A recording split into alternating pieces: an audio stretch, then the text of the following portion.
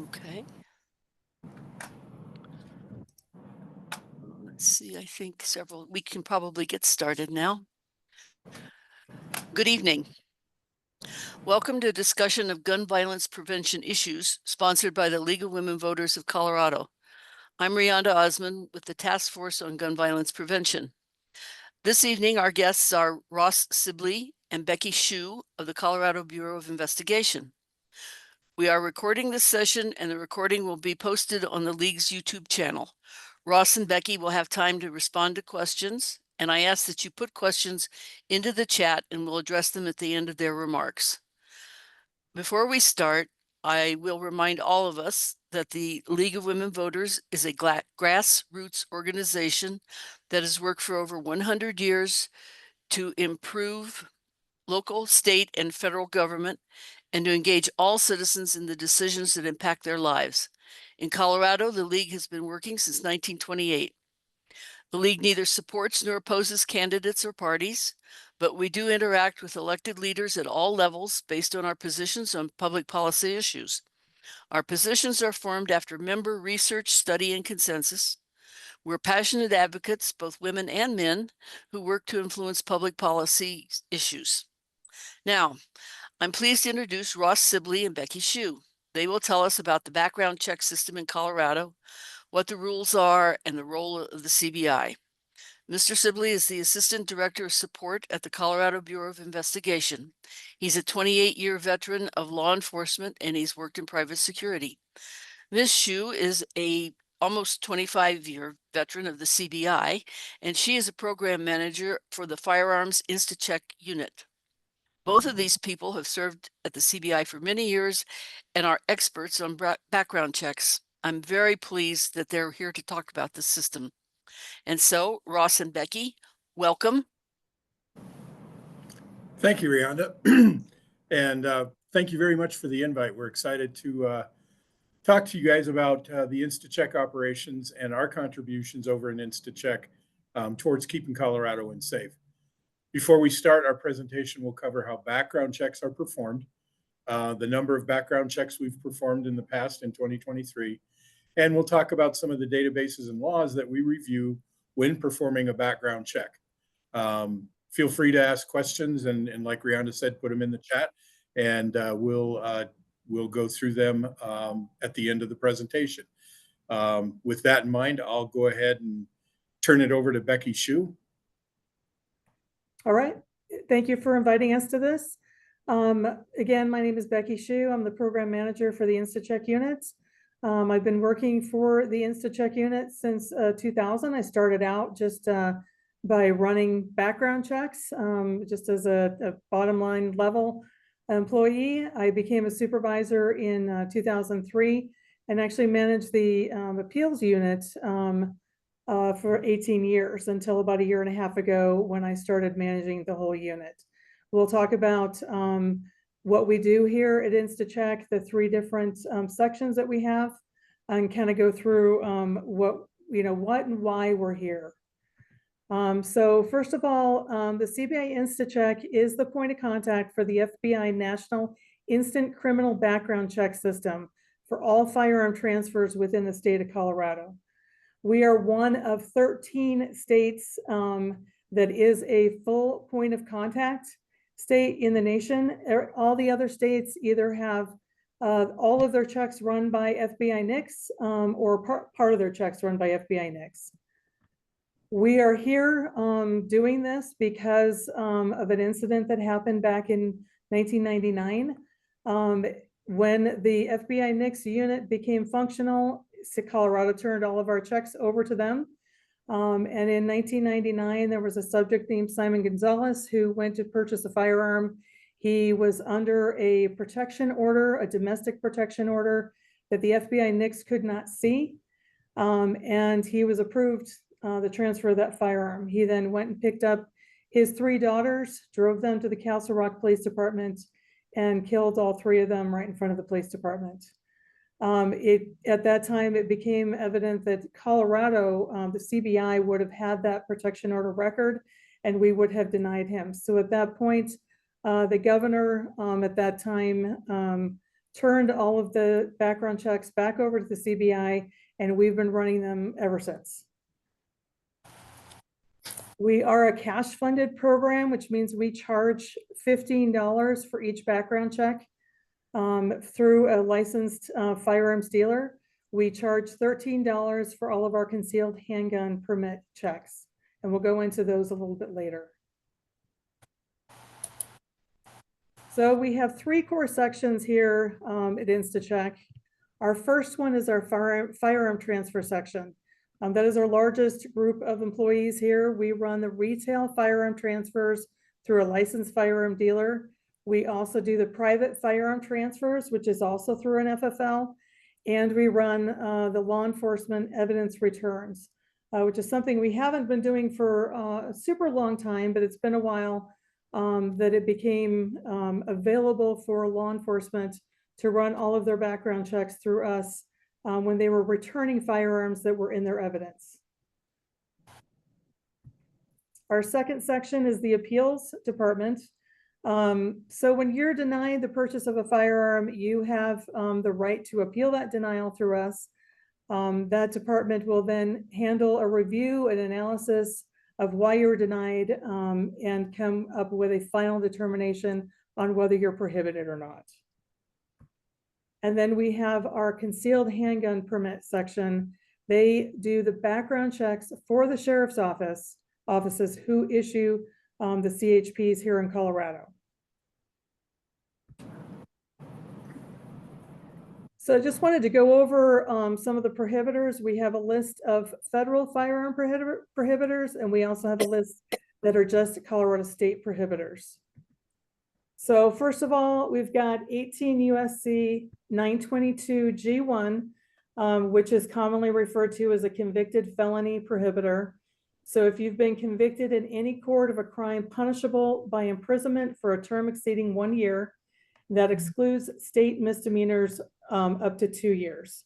So there are some states that have misdemeanor charges that you can receive more than 2 years that would fall under this prohibitor.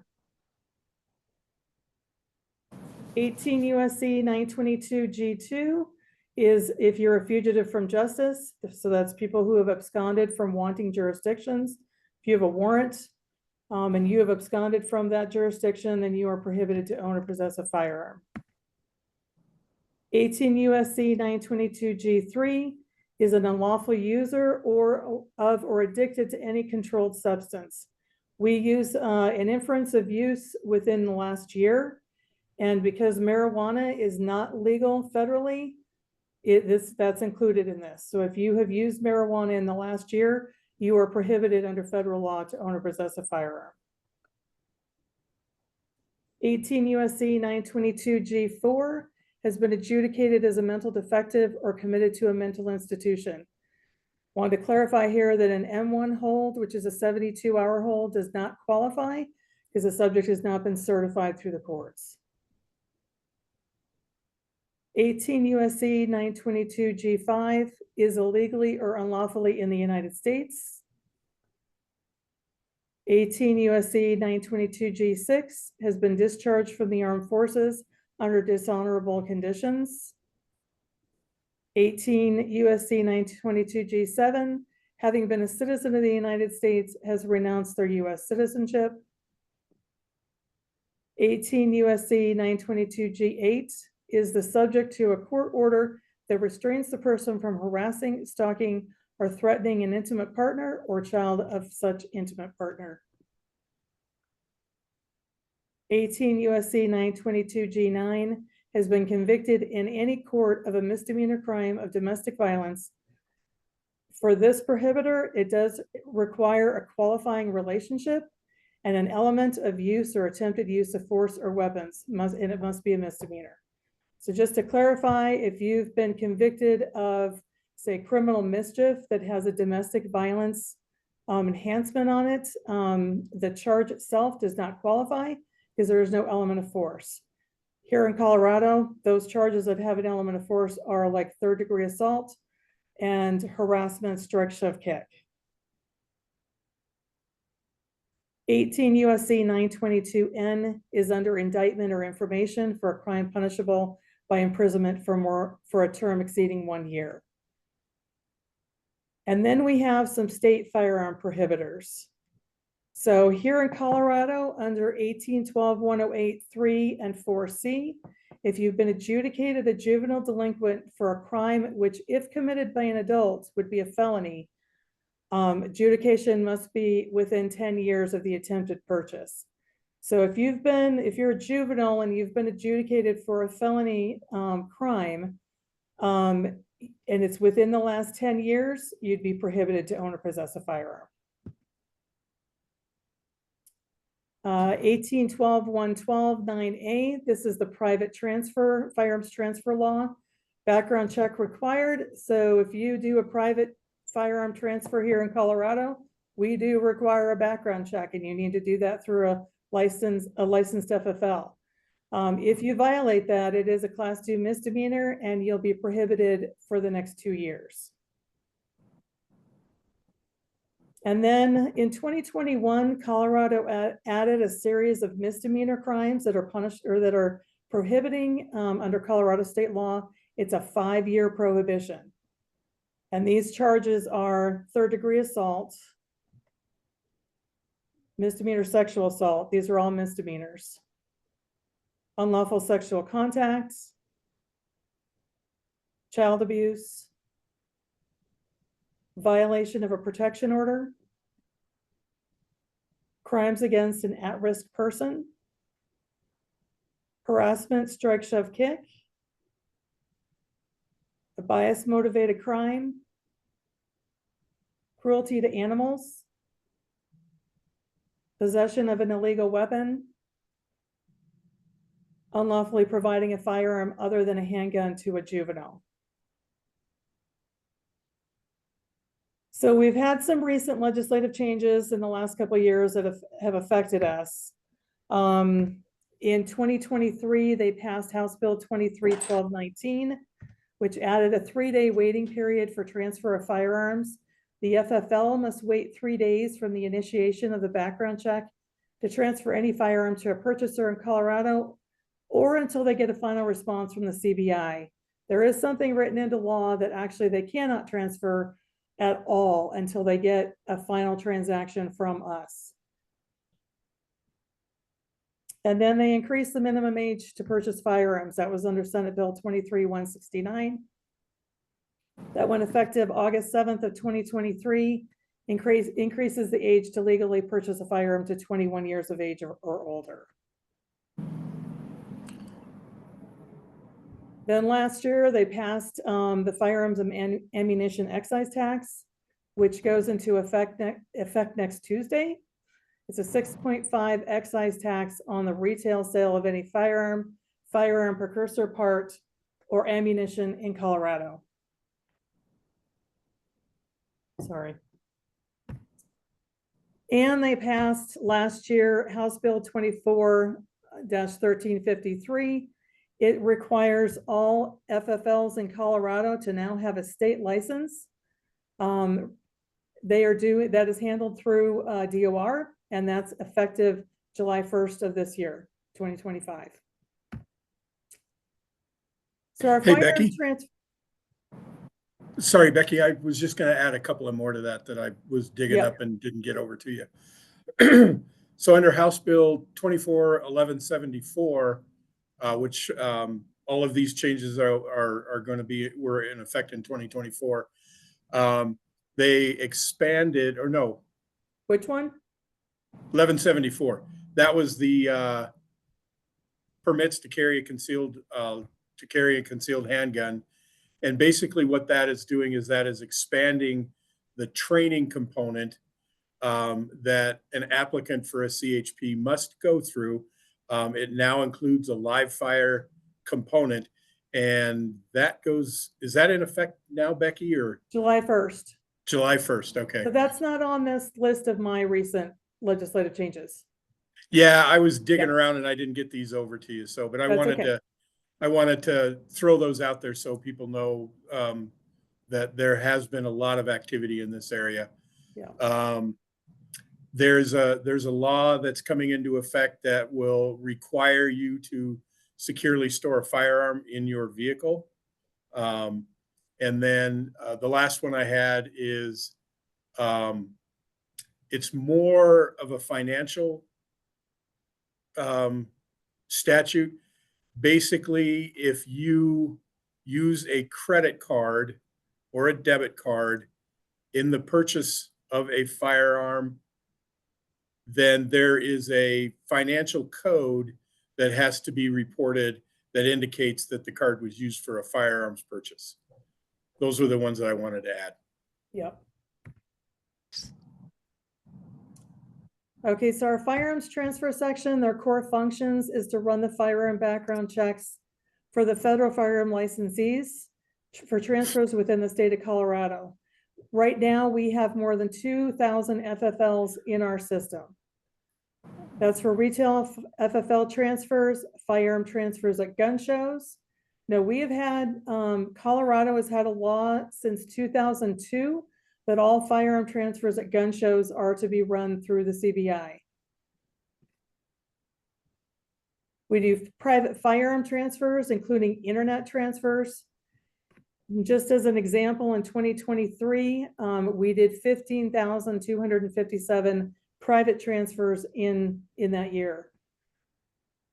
And as just a comparison, these are our total numbers for 2023. We ran 367,332 background checks, and that had a 98.54% approval rate. So out of those, 5,358 were denials. Out of those denials, 17.5% were based on information not available to the FBI NICS. This is one of our big reasons why we feel like it's very important that Colorado still does our background checks from the CBI. Hey, Becky, I'm going to put you on the spot. I apologize. Can you talk a little bit about pop quiz? Can you talk a little bit about the different databases and the additional databases that Colorado reviews that the FBI NICS does not have access to? Yes. So the FBI NICS, when they run their background checks, they check 3 different federal databases: NCIC, III, which is a pointer system to all the different states, and what's called a file called the NICS indices, which is a special file that's only available for firearm transfers, and the people that are in it are all prohibited. And then they do, one of their databases that they use is ICE. All of us have an ICE function for aliens. Aliens can purchase firearms. They have to be legally here, but we have to run them through ICE when we do our background checks.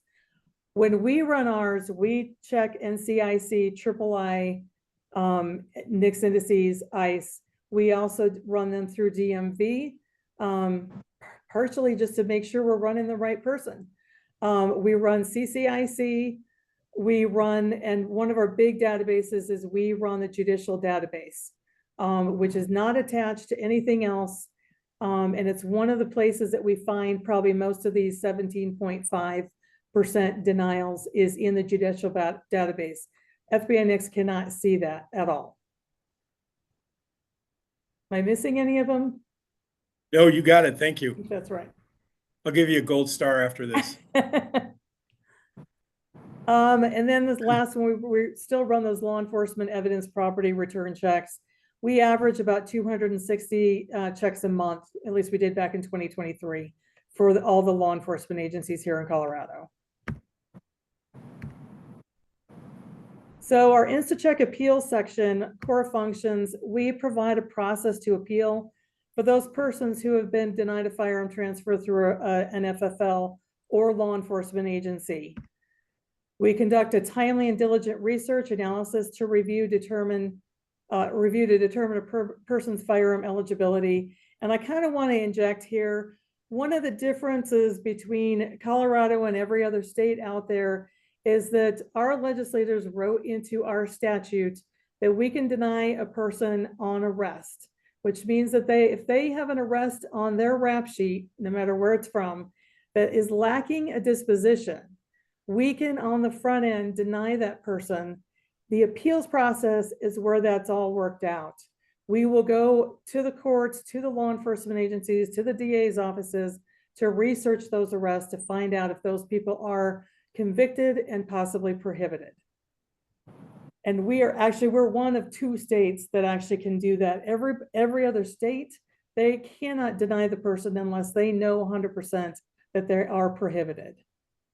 So this is why I'll go through our numbers and I'll explain a little bit more about that. A denied buyer has 30 days in which to appeal, and CBI has 60 days to complete the appeal and make a final determination. So in 2023, our number of denials again was 5,358. We processed 3,301 appeals, which was a 62% appeal rate. Out of that 62%, we have kind of a 50-50 rule, which means 50% usually get reversed to an approval and 50% end up going out prohibited. The reason that 50% can seem high is because of that deny and arrest.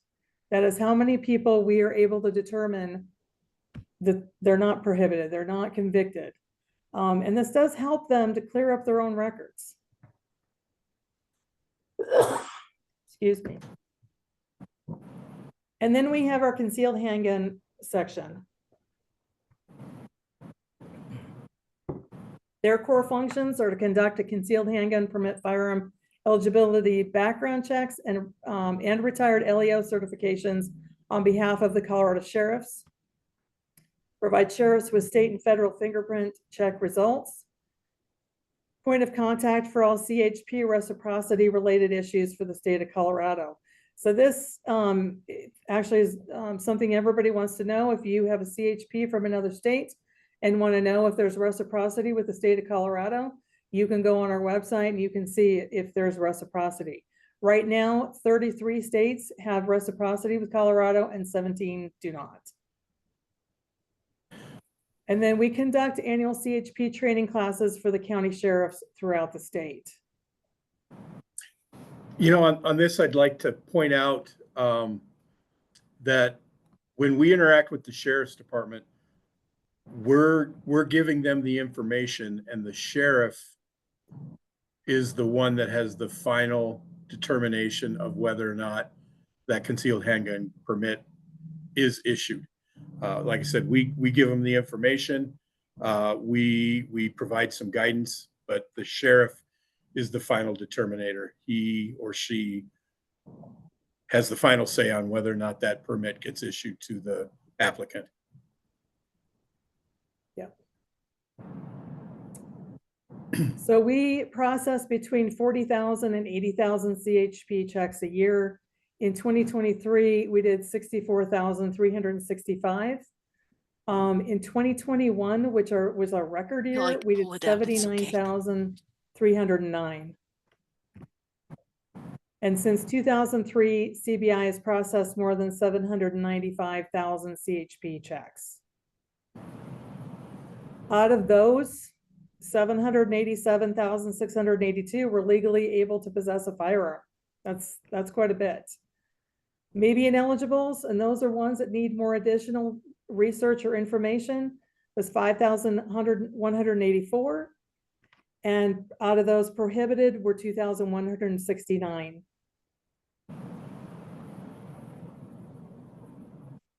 And that's the end of my presentation. What kind of questions do we have? Oh, wow.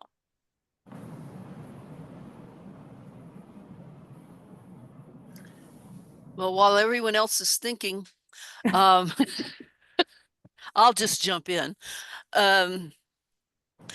One of our big issues not too awfully long ago was the 3-day wait to deliver a handgun.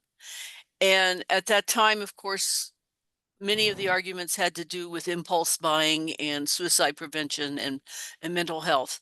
But one of the arguments that seemed very strong to me was that it would give the background checkers time to resolve issues.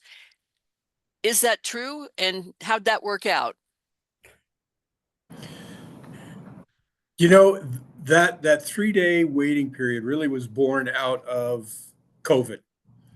And during 2020, we processed over 500,000 background checks.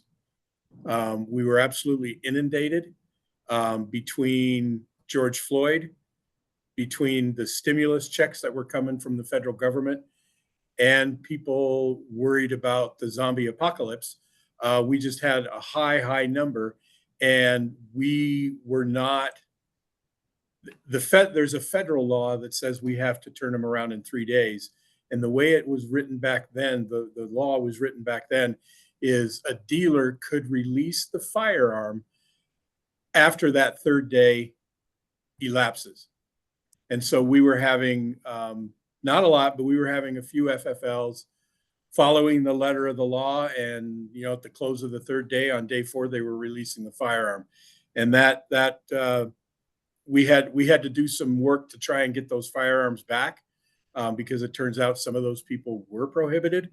And so the state made the 3-day state law, but then they added the caveat of that they cannot release the firearm until we make a final determination and let them know. So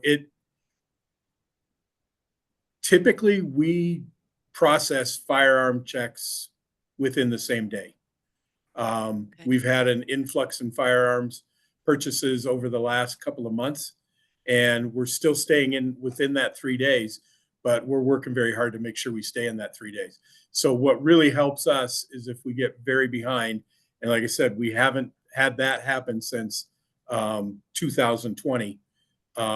It does give us a bit of a cushion to where they can't release that firearm.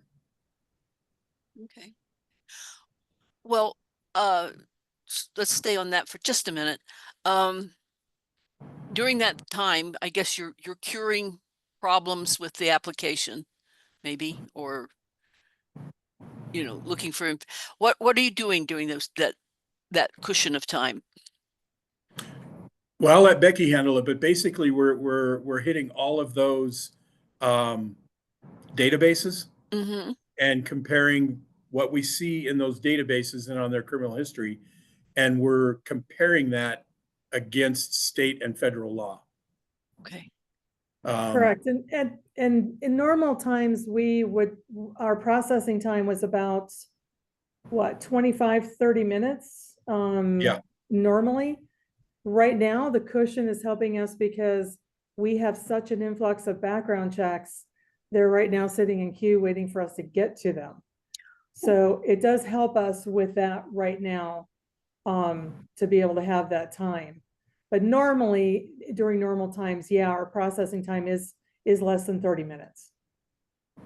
Okay. Well, you guys are busy people.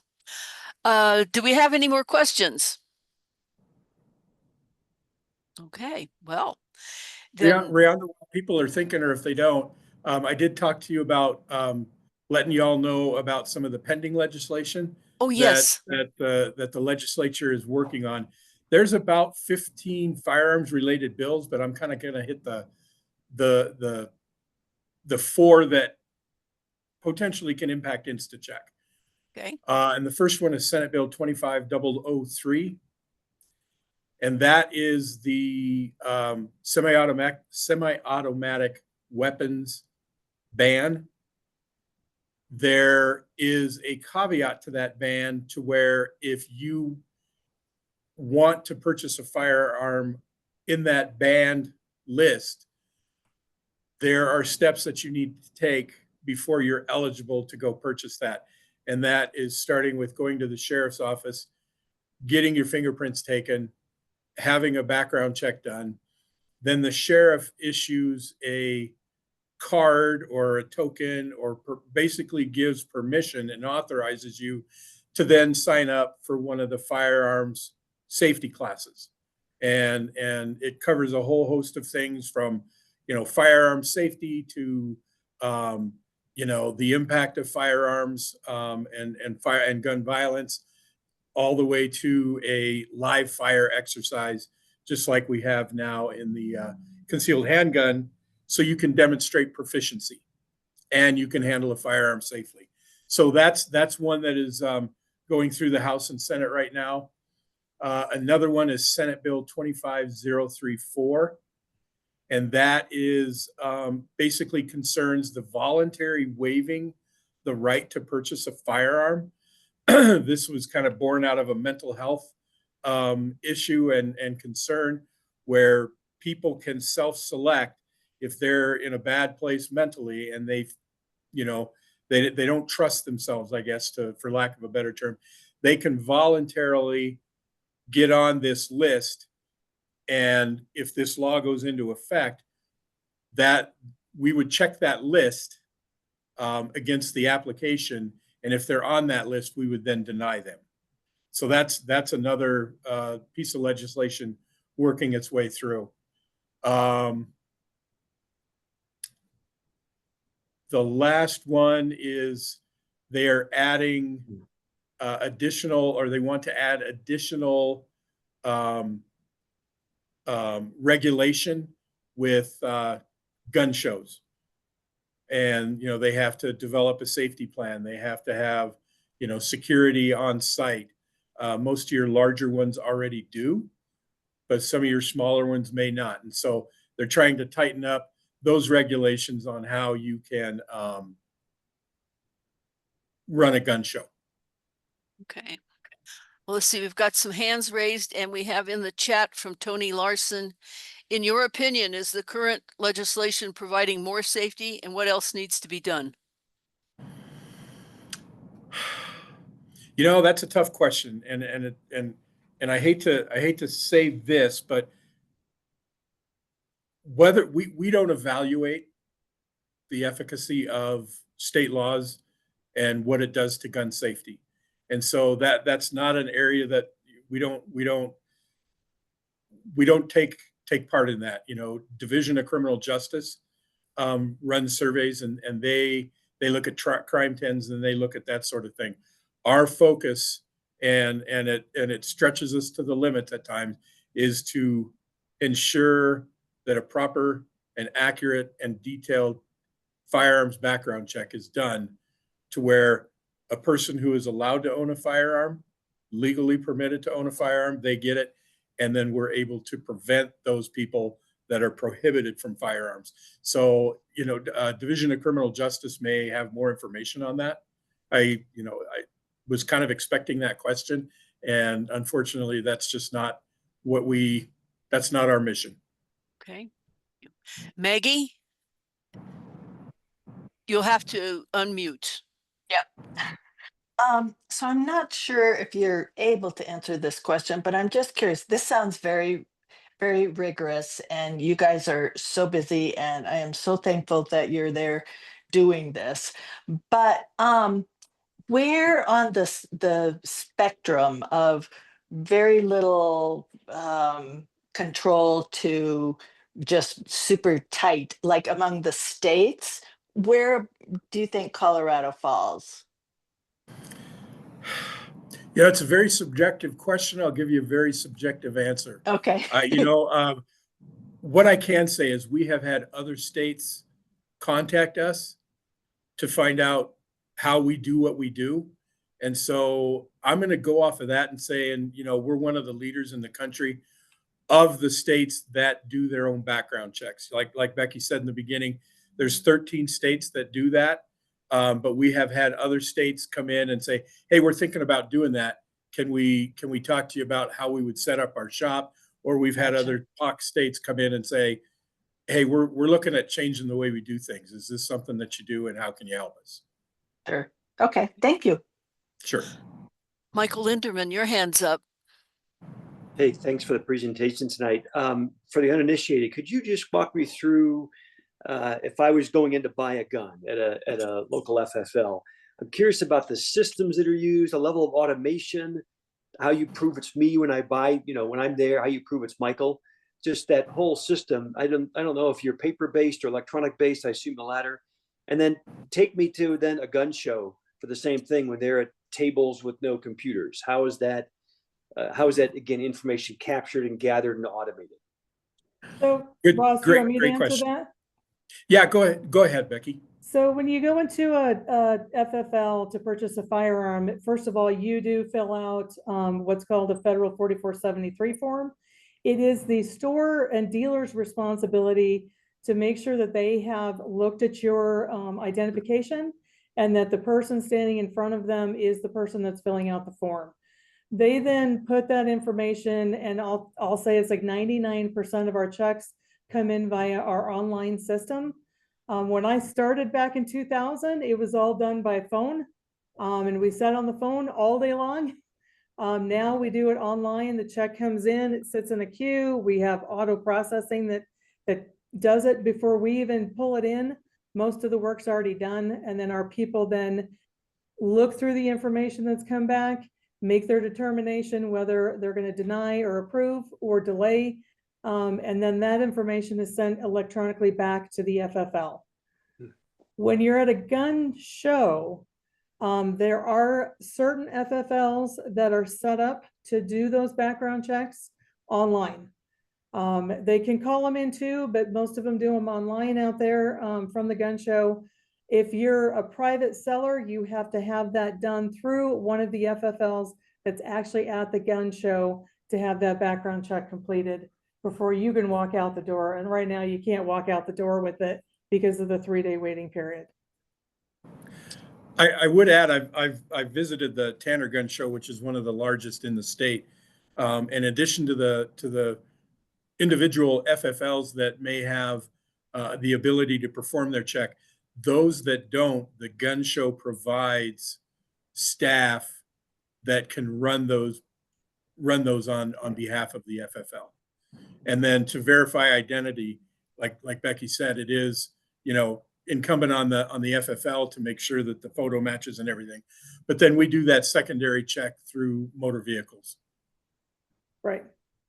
So literally it's an app. If I'm a dealer at a selling a gun at a gun show, or just a private citizen selling a gun at a gun show, it's an app. I can connect up to the InstaCheck system and put in all the information. It's a website, and you have to Website. be a licensed firearm dealer and have an account set up with us. Okay, All right. but I can do it on my cell phone if I did that. How interesting. Okay. We make Yeah. it too easy. Okay. Commentary. Thank you. I don't know. Okay, any more questions? Okay. Well, this We're has been, ready, so bring it on. yeah, this has been very informative. Would you recommend that all those other states do this themselves? I mean, we have a good system, yes? We do have a good system. Should others do it too? Go ahead, Ross. It really depends, because not every state hits all the databases that we hit. Mm-hmm. Yeah. It's basically up to the state. And so it really is dependent on, the federal system is a good system. It's fast, it's efficient, and it catches a lot too. We just have the ability, since we have access to our state systems that they don't, we feel we do have a more robust. It's really up to the state and their level of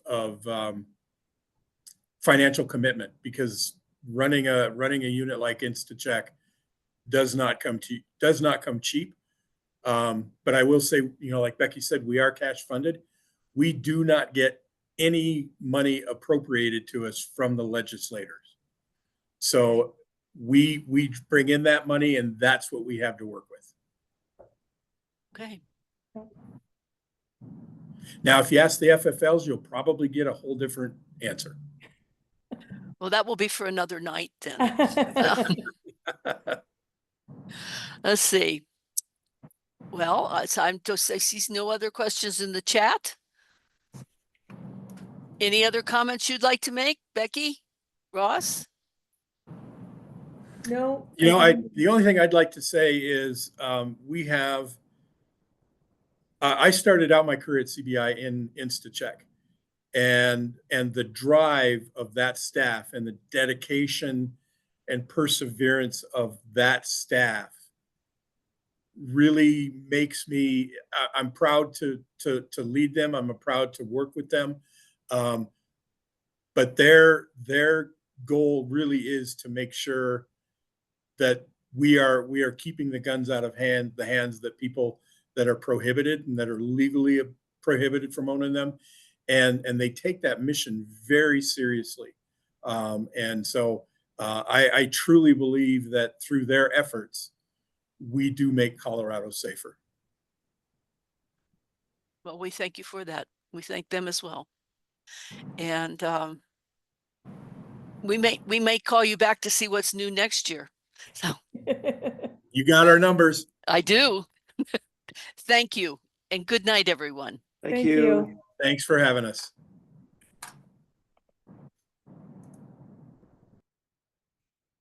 Okay, so there we've got some very thorough, very nice. All right.